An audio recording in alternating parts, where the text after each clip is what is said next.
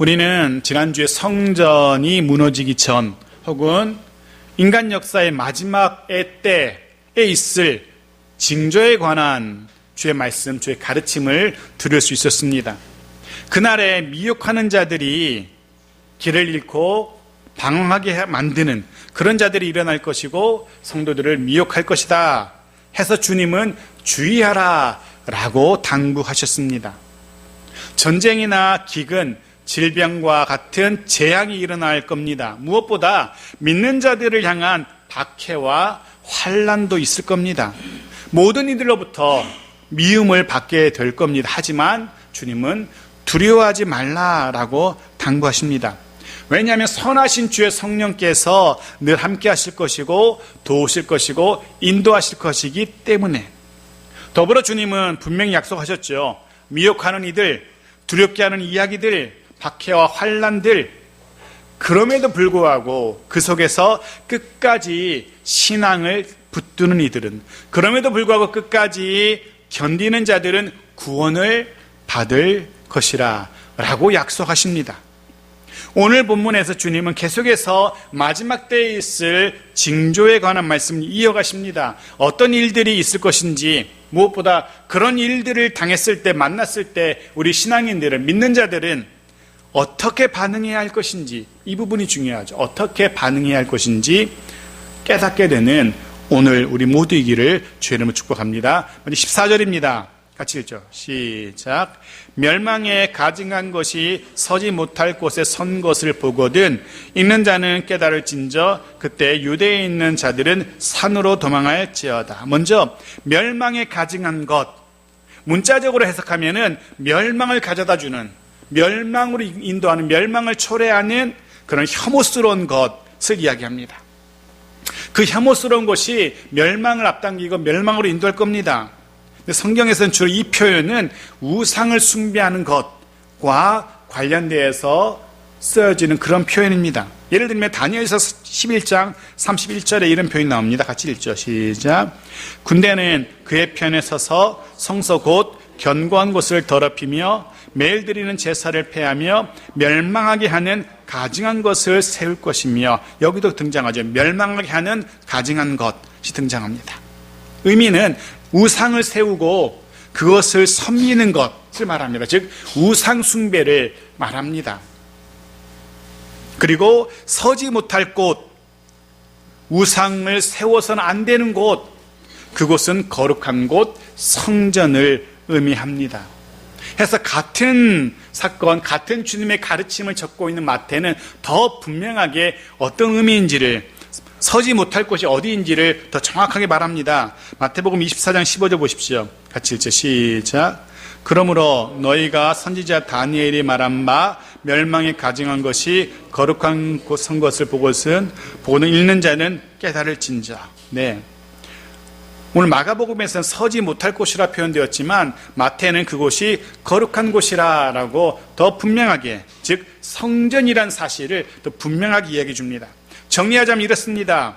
가증한 혐오스러운 우상이 거룩한 곳 성전에 세워지게 될 것이라는 겁니다. 당시 유대인들로서는 상상도 할 수 없었던 이야기죠. 거룩한 성전에 하나님이 아닌 우상에 가증한 것이 세워진다니. 그런데 그런 일이 성전이 무너지기 전, 혹은 이스라엘의 종말 전, 혹은 인류 역사의 종말 전에 있을 거라는 주님의 말씀인 겁니다. 그곳에 그런 것이 세워져서는 안 되는데 세워지게 될 거라는 겁니다. 문제는 주님이 말씀하시는 이 일, 가증한 것이 거룩한 곳에 서게 된다는 이 일이 좀 더 구체적으로 무엇을 말씀하시는 건지 너무나 두루뭉실하니까 이해하기 쉽지 않습니다. 해석학자들은 저마다 여러 가지 해석을 내놓습니다.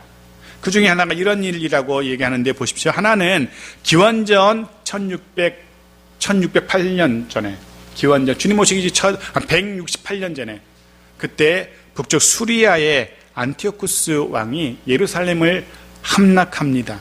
그리고 성전에 자기들이 섬기던 신 제우스 신상을 성전에 설치하는 일이 있었습니다. 뿐만 아니라 유대인들이 가장 가증하게 여기는 동물 뭐죠? 돼지 돼지를 여호와 제단에 제물로 바치는 일까지 있었습니다. 성전이 우상의 신상으로 드려져서는 안 될 제물, 가증한 더러운 제물로 가득하게 된 겁니다. 그런 일이 있을 것이라는 주님의 말씀으로 해석할 수 있습니다. 또 하나는 더 구체적으로, 좀 더 구체적으로 주 70년경, 즉 로마의 디도 장군이 예루살렘을 함락하고 파괴할 때, 그때 성전에 자기들의 군대 독수리 문양에 생겨진 깃발을 그 성전에 세우게 됩니다. 뿐만 아니라 성전에서 매일 드려지던 번제도 금하고 유대인들의 상징적인 할례도 금하게 됩니다. 심지어는 유대인들의 생명과도 같은 율법서를 불태우기까지 합니다. 주 70년에. 어쩌면 주님은 바로 이 일을 예고하신 것일 수도 있다. 그렇게 해석하기도 합니다. 또 다른 하나 해석이 있는데, 그 디도 장군이 예루살렘을 함락하기 전에 예루살렘을 포위하게 되죠. 그때 극렬한 유대인들이 성전의 방어선을 치게 됩니다. 마지막 방어선을. 그리고 근데 그 성전에서 온갖 인간적인 일들을 벌이면서 성전을 황폐하게 하는 일이 있었다라고 합니다. 주님은 그 일을 말씀하신 것일 수도 있다. 여러 가지 이런 해석들이 있지만 어쩌면 하나뿐 아니라 여러 가지 복합적인 일을 염두에 두고 말씀하신 것일 수도 있습니다. 하지만 적어도 주님의 이 말씀을 듣던 유대인들은 이미 있었던, 역사에 있었던 168년 전에 그 일을 그들은 떠올리게 됩니다. 수리아로 인하여서 성전이 침공을 당하고 성전이 어떻게 황폐하게 되었는지를, 그 처참한 역사를 유대인들은 알고 있었는데, 그런 일이 또다시 있을 거라는 주님의 말씀을 들으면서 그들은 정말 전율을 느꼈을 겁니다. 그때 그런 가증한 것이 성전에 서게 될 때 주님은 그때 어떻게 반응하라라고 우리에게 말씀하십니까? 산으로 도망하라 라고 말씀하십니다. 이 부분이 중요합니다. 멸망케 하는 가증한 것이 거룩한 곳에 서게 될 때에 우리는 어떻게 반응해야 할 것인가? 주님은 도망하라, 산으로 도망하라 인 것입니다. 그런 말세의 징조가 우리에게 보여질 때 그때 필요한 우리의 반응은 무엇이라고요? 산으로 도망하는 겁니다. 근데 사실 유대인들에게 있어서 가장 안전한 곳은 어디겠습니까? 성곽에 둘린 예루살렘 성 안일 겁니다. 우리라도 그럴 거 아니에요.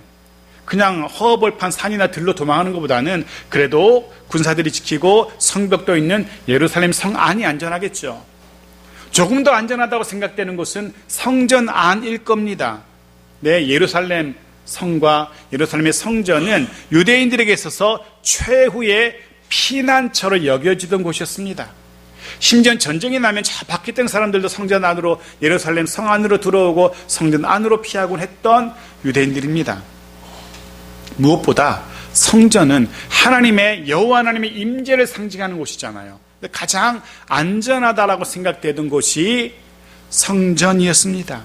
그래서 예루살렘 성전은 유대인들에게 최후의 보루와도 같았던, 하지만 주님은 그렇게 말씀하십니다. 예루살렘 성에 머무는 것이 아니라, 성전으로 도망하는 것이 아니라 어디로 도망하라고요? 산으로 도망하라는 겁니다. 예루살렘 성전은 더 이상 피난처가 아니라는 겁니다.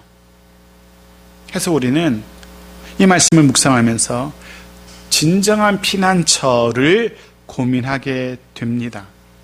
두꺼운 성곽으로 둘린 예루살렘 성이 아니라면, 비록 기능과 그 목적은 상실했지만 하나님의 임재를 상징하는 성전이 피난처가 아니라면, 그렇다면 이 시대를 살아가는 저와 여러분의 참된 진정한 피난처는 어디이고 무엇일까? 그런 고민을 하게 되어집니다. 위험한 일을 만났을 때 나의 힘만으로는, 나의 재주만으로는 어떤 수를 다 동원해도 감당하기 어려운 문제를 만나게 되었을 때 우리는 어디로 피해야 할까 고민해 봅니다. 주님은 우리에게 그렇게 도움을 주시죠. 산으로 도망해라 라고 그렇게 말씀하십니다. 산으로. 왜 산일까? 그런 고민을 해보게 됩니다. 왜 산일까? 성경은요, 성경에서 표현하는 산은 또 다른 의미를 갖습니다. 성경이 표현하는 산은 하나님을 상징하기도 합니다. 보십시오. 시편 121편 1절과 2절 너무나 유명하고도 우리에게 도움이 되고 위로가 되는 말씀이죠. 같이 읽어볼까요? 시작. 내가 산을 향하여 눈을 들리라. 나의 도움이 어디서 올까? 나의 도움은 천지를 지으신 여호와에게서로다. 아멘. 산은 여호와 하나님을, 하나님의 돌보심을, 하나님의 도우심을, 하나님의 품을 의미하기도 합니다. 네, 주님은 지금 우리에게 산으로 도망하라고 말씀하시면서 하나님께로 피하라 라고 우리에게 말씀하고 있는 겁니다. 이미 하나님의 임재가 떠나버린 껍데기만 남은 성전이 아니라, 거룩한 도성의 기능을 잃어버린 예루살렘 성이 아니라 하나님께로 피하는 우리여야 한다라고 주님 말씀하고 계신 겁니다. 그렇습니다. 사랑하는 성도 여러분, 하나님을 피난처 삼으십시오. 하나님이 가장 안전한 피난처이심을 절대로 잊지 마십시오. 그 품 속으로 숨어드는 그 품 안에서 그의 도우심으로 인하여서 참 평안을 누릴 수 있는 저 여러분 모두이기를 주의 이름으로 축복합니다. 자, 15절과 16절입니다. 계속 말씀을 들어보죠. 시작. 지붕 위에 있는 자는 내려가지도 말고 집에 있는 무엇을 가지러 들어가지도 말며 밭에 있는 자는 겉옷을 가지러 뒤로 돌이키지 말지어다. 먼저 지붕 위에 있는 자, 밭에 있는 자. 이 표현은 유대인들의 그런 관용적인 표현입니다. 모든 사람을 뜻하는 그런 표현입니다. 모든 사람, 즉 모든 사람, 성전의 무너짐 혹은 멸망의 날을 맞이하게 되는 모든 사람들을 말합니다. 말씀드린 것처럼 하나님을 피난처로 삼아야 합니다. 그들은. 그리고 또 주의해야 될 것이 더 있다고 주님의 말씀을 덧붙이는 것입니다. 그것이 무엇입니까? 어떻게 하라고 합니까? 무언가를 챙기러 집으로 다시 들어가지 말라는 겁니다. 겉옷을 가지러 뒤로 돌아서서도 안 된답니다. 그냥 무조건 앞뒤 돌아보지 말고 그런 징조를 만나게 되면, 멸망의 때를 만나게 되면 산으로 하나님께로 냅다 뛰라고, 도망하라고 그렇게 말씀하는 겁니다. 집으로 다시 들어감, 뒤로 돌아섬, 이 표현은 세상을 연연하지 말라는 그런 의미의 표현입니다. 뒤로 돌이키지 마라, 세상을 연연하지 마라. 이 말씀을 듣고 있던 당시 모든 제자들은 금방 이것을 무엇을 말씀하시는 건지 떠올릴 수 있었습니다. 우리도 기억할 수 있을 겁니다. 뒤돌아보지 마라, 산으로 도망하면서 절대 뒤돌아보면 안 돼. 어떤 사건입니까? 소금 기둥이 된 롯의 철을 우리는 기억해냅니다. 창세기 19장 26절 보십시오. 같이 읽죠. 롯의 아내는 뒤를 돌아보았으므로 소금 기둥이 되었더라. 뒤를 돌아보았으므로, 주님은 그렇게 뒤를 돌아보지 말 것을, 마지막 징조가 우리에게 보인다면 더 이상 세상을 연연하지 말라는 겁니다. 거기에 마음을 두지 말라는 겁니다. 무조건 하나님께로 돌아서고 하나님께로 달려가야 됩니다. 우리들 역시 늘 마음에 새기며 살아가야 할 주님의 가르침입니다.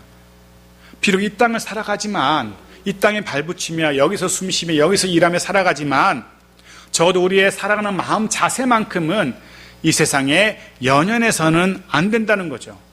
물론 쉽지는 않을 겁니다. 우리 이 땅에서 살아가야 되기 때문에 이 땅에서 소망을 두고 살아가는 이들이 많습니다.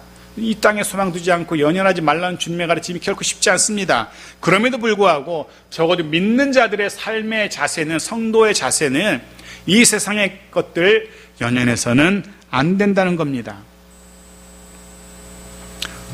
또한 집에 들어가서도 안 되고 뒤로 돌이켜서도 안 된다는 이 말씀은 늘 준비가 되어 있어야 한다는 그런 말씀이기도 합니다. 언제든지 떠날 수 있는 준비를 하라는 그런 말씀이기도 한 겁니다. 마태복음 24장 44절에서 주님이 이렇게 권면하기도 합니다. 보십시오. 같이 읽죠. 시작. 이러므로 너희도 준비하고 있으라. 생각하지 않은 때에 인자가 오리라. 언제, 어느 때 멸망의 징조가 일어날지, 언제 어느 때 멸망의 때를 맞이할 줄 모르는, 당장 내일 지구 종말이 와도 이상하지 않을 그런 말세의 때를 살아가는 이 시대 저와 여러분입니다. 누군가 그렇게 말하지 않습니까? 세상의 강대국 두 군데서 단추만 하나씩 누르면 그날로 인류는 종말을 맞이할 것이라 라고 말하기도 합니다. 이제 언제 어느 때 멸망의 때를 맞이할지 모르는 우리 연약한 인생 질그릇과도 같은 인생들입니다. 우리에게 필요한 우리의 필요한 삶의 자세는 언제든 떠날 수 있도록 늘 준비하는 삶의 자세라는 겁니다. 늘 준비하는 삶. 말은 쉽지만 분명 쉽지 않습니다.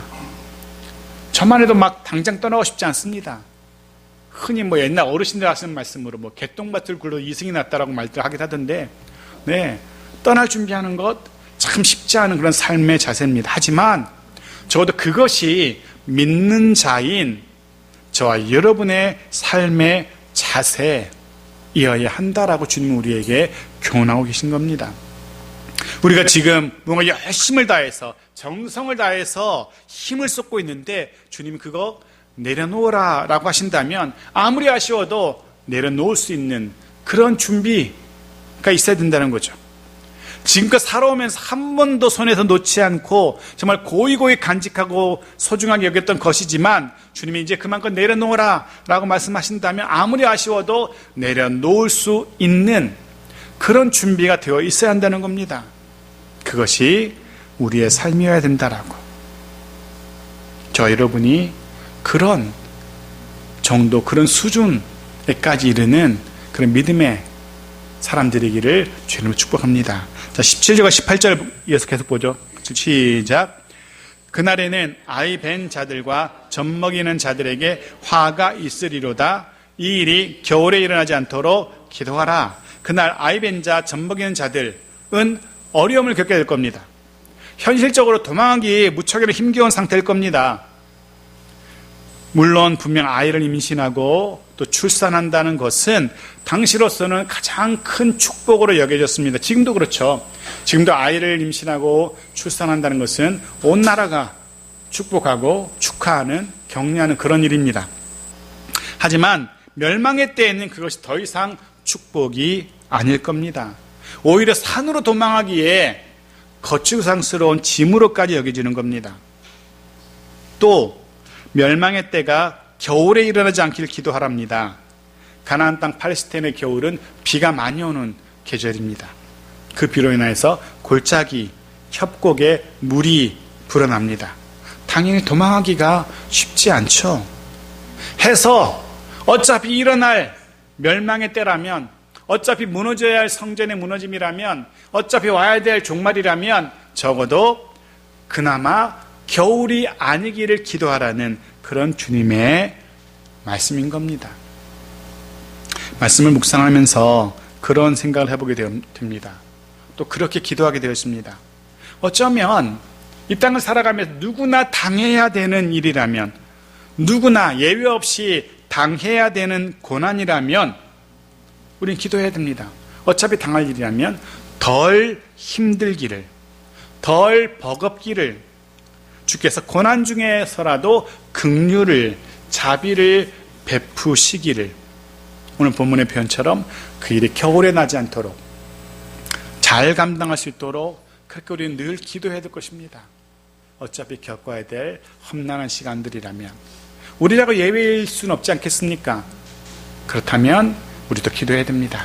겨울에 일어나지 않도록, 덜 험난하도록, 덜 버겁도록 능히 이겨낼 수 있도록. 그리고 19절부터는 그나마도 이런저런 이유로 인해서 산으로 도망하지 못하고 그 예루살렘 성에 남겨진 사람들이 겪게 될 고초에 대해서 이렇게 기록합니다. 먼저 19절을 보죠. 7절 시작. 이는 그 날들이 환난의 날이 되겠음이라. 하나님께서 창조하신 시초부터 지금까지 이런 환난이 없었고 후에도 없으리라. 네, 그 날들은 환난의 날이 될 겁니다. 그것도 창조 이후 전무후무한 환난일 겁니다. 역사적으로 주 70년 로마의 군대에 의해서 예루살렘이 쑥대밭되게 되죠. 그 전에 포위를 당하게 됩니다. 삥 둘러서 로마 군대가 예루살렘을 포위합니다.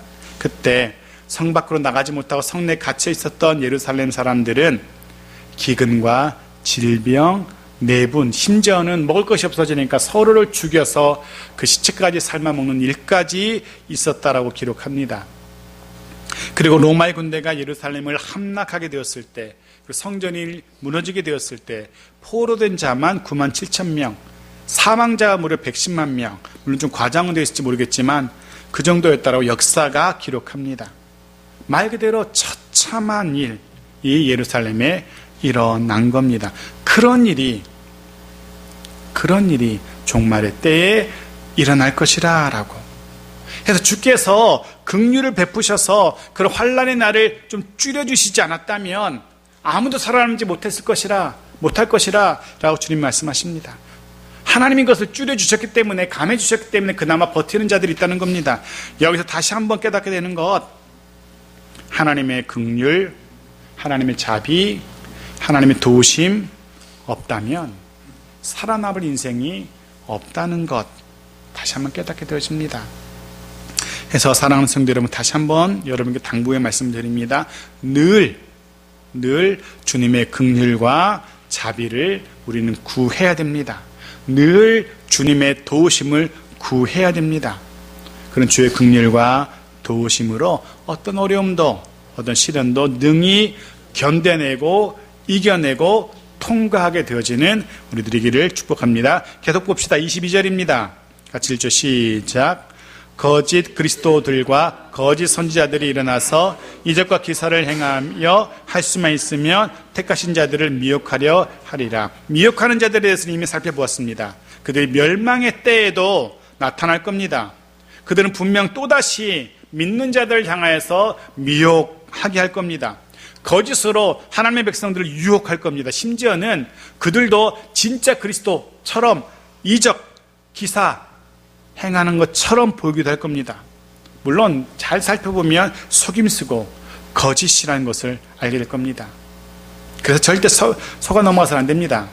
근데 문제는 이게 거짓인지 참인지 분별하기가 쉽지 않다는 거죠. 신명기에 벌써 이런 말씀이 예언되어 있습니다. 신명기 13장 1절부터 3절까지 보죠. 같이 읽죠. 시작. 너희 중에 선지자나 꿈꾸는 자가 일어나서 이적과 기사를 내게 보이고 그가 내게 말한 그 이적과 기사가 이루어지고 너희가 알지 못하던 다른 신들을 우리가 따라 섬기자고 말할지라도 너는 그 선지자나 꿈꾸는 자의 말을 청중하지 말라. 문제는 말씀드린 것처럼 그들이 가짜인지 진짜인지 구분하기가 쉽지 않다는 겁니다. 왜냐하면 그들도 거짓 선지자들, 거짓 그리스도들도 놀랍고 신기한 그런 기적과 이사를 펼쳐 보인다는 거죠. 더 세심하게 살펴야 됩니다. 그들의 말과 그들의 행동을 잘 살펴야 됩니다. 그들의 말과 행동을 잘 살펴서 하나님의 기록된 말씀과 비교해 보면은 쉽게 발견할 수 있을 거라는 겁니다. 지금도 마찬가지입니다. 지금 이 시대에도 사방의 거짓 선지자들 난무합니다. 사방의 거짓 그리스도들이 난무하는 이 시대를 살아갑니다. 저마다 자신이 하나님이 보내신 선지자 12사도 중에 하나라고 그렇게 말씀하시는 분들도 여러 있습니다. 저마다 자기가 재림 예수라고 떠들어댑니다. 잘 분별해야 됩니다. 절대 속아 넘어가서는 안 됩니다. 그러기 위해서 필요한 게 분명한 기준, 잣대 있어야 됩니다. 바로 그것이 말씀이라는 거죠. 이 시대에 우리가 말씀을 꼭 품고 다녀야 하는 이유가 바로 이것이 그들이 참인지 거짓인지, 그들의 말과 행동이 참인지 거짓인지 구분할 수 있는 유일한 잣대, 기준이기 때문에 그렇습니다. 주의 말씀이 우리의 머리에, 우리의 마음에 새겨져 있어야 됩니다. 그래야 분별할 수 있고 그래야 속죄할 수 있어요. 말씀을 늘 가까이 해야 되는 이유가 바로 여기 있습니다. 우리가 평소에 가까이 하는 이 말씀이 언젠가 분명히 기준이 되고 잣대가 되어서 우리로 하여금 넘어지지 않도록, 속지 않도록 우리를 분명히 인도할 겁니다. 이 말씀이 우리를 다른 헛된 곳이 아니라 유일한 피난처 되시는, 온전한 피난처 되시는 하나님께로 우리를 인도하게 될 겁니다. 그 말씀이 우리로 하여금 하나님께로 달려가게 할 겁니다. 그러기를 주의 이름 축복합니다. 자, 마지막 23절을 말씀 읽고 말씀을 정리하죠. 같이 읽죠. 시작. 너희는 삼가라. 내가 모든 일을 너희에게 미리 말하였노라. 삼가라. 아멘. 가장 강조되는 표현이 바로 이거죠. 삼가라. 환난이 있을 것이고 미혹하는 자들이 일어날 것이지만 그것들 자체가 중요한 게 아니라는 겁니다. 징조, 여러 징조들, 그게 중요한 게 아니라는 겁니다. 중요한 것은 그것들을 바라보며 우리가 어떻게 할 것인지, 어떤 준비를 할 것인지 먼저는 삼가라는 겁니다. 삼가라. 깨어있으라는 거죠. 그런 때에도 하나님의 도우심을 구하며 차분히 묵묵히 인내하며 기다려야 한다는 겁니다. 그럼 하나님의 긍휼이, 하나님의 자비가, 하나님의 도우심이, 하나님의 구원하심이 임하게 될 것이라고 주님은 우리에게 말씀하십니다. 바로 이것이 주님이 멸망의 때의 징조를 우리에게 말씀하시는 이유입니다. 바로 이것이 주의 성령이 우리에게 들려주시는 깨달음인 것입니다. 그런 징조일 때 이리 뛰고 저리 뛰고 할 것이 아니라, 세상 사람들이 달려가는 곳이 피난처가 아니라 하나님이 우리 피난처이심을 잊지 말고, 그 누가 우리를 미혹해도 하나님의 말씀을 가지고 그 분명한 말씀의 잣대로 삼가는 것, 바로 이것이 주님이 우리에게 들려주시는 말씀입니다. 삼가라, 조심하라. 이 말씀을 들으면 제자들은 이런 생각하게 되었을 겁니다. 어떻게, 또 구체적으로 어떻게 삼가야 되지? 로마의 성도들, 이 마가복음의 글을 읽고 있는 로마의 성도들은 또 생각했을 겁니다. 좀 더 구체적으로 어떻게 삼갈지 알려주면 좋겠다. 그 부분은 주님이 다음 주에 이제 말씀하실 겁니다. 두 개의 비유를 통해서 어떤 모습으로 더 구체적으로 어떻게 삼갈 것인지를 우리에게 들려주실 겁니다. 말씀 정리합니다. 먼저 하나, 피난처 되시는 주님을 잊지 마십시오. 어떤 환난에도, 어떤 난리의 소문에도 두려워하지 마십시오. 피난처 되시는 주님께로 달려가고 피하는 저 여러분에게 축복합니다. 그리고 그 품 안에서, 그의 보호하심 안에서 참된 평안과 안식을 누리는 우리들이기를 주의 이름으로 축복합니다. 그리고 늘 주님의 긍휼, 자비, 도우심을 구하며 살아가는 그런 우리들 연약한 인생임을 잊지 마십시오. 나는 괜찮아, 나는 뭐 통뼈야. 아닙니다. 우리는 질그릇처럼 연약한 인생입니다. 주님의 긍휼과 주님의 자비와 도우심이 있어야 됩니다. 너무나 우리 주변을 미혹하게 하는 일들이 얼마나 많습니까? 우리를 두렵게 하는 이야기들이 얼마나 우리 가운데 많은지 모릅니다. 얼마나 거센 풍랑이 우리에게 일어나는지 말로 헤아릴 수 없고 수를 셀 수 없습니다. 언제 어디서 어떤 일들이 우리를 힘들게 할지 모르는 이 세상입니다. 해서 우리는 주님의 긍휼, 자비, 도우심, 인도하심이 필요합니다. 그것들이 없다면 단 하루도 버틸 수 없는 우리 인생이기 때문에 그렇습니다. 해서 또 한 주간 선한 주님의 긍휼과 자비를 구하고 그 긍휼과 자비가 임하는 우리들의 하루하루이기를 주의 이름으로 축복합니다. 또 한 주간 주님의 도우심과 인도하심이 있는 그 주님의 도우심과 인도하심을 따라서 살아가는 우리들의 매일매일의 삶이기를 주의 이름으로 축복합니다. 아멘.